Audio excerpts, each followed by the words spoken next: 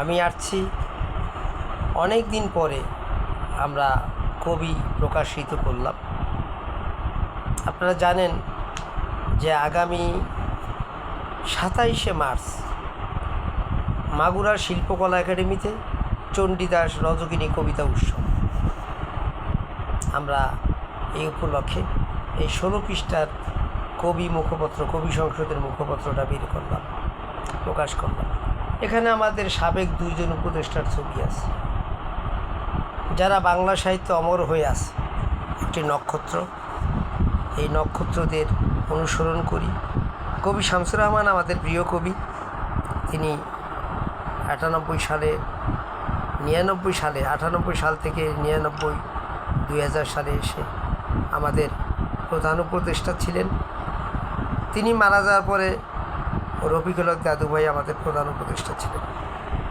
আমরা আসুন বই পড়ি, তাদের লেখাগুলো পড়ি, তাদেরকে জানি। আমরা কবি হওয়ার চেষ্টা করলে বড়দের কবিতাগুলো আমরা যাতে পড়ি। আজকে কবি শামসুর রহমান, তার কবিতা আপনি যদি না পড়েন, আপনি কিভাবে বলবেন যে আমার প্রিয় কবি?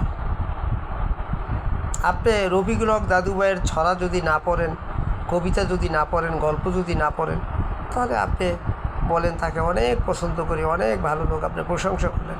আসলে কি তাই?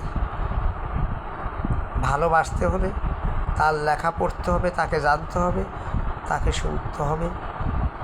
তাই আসুন আমরা তাদের যে সৃষ্টিশীল সাহিত্য সেটাকে চর্চা করি, বইগুলো পড়ি, সংগ্রহ করি। তাদের আলোতে আমরা আলোকিত হতে পারি।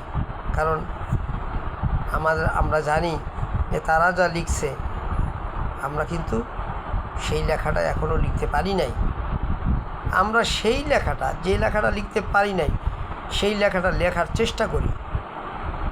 আসুন বই পড়ি, জীবন করি।